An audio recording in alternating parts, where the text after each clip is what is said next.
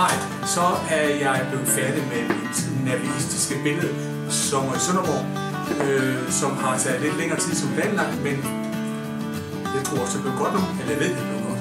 Så jeg håber, I har lyttet og følge hele processen, så vi ses derude en gang. Hej.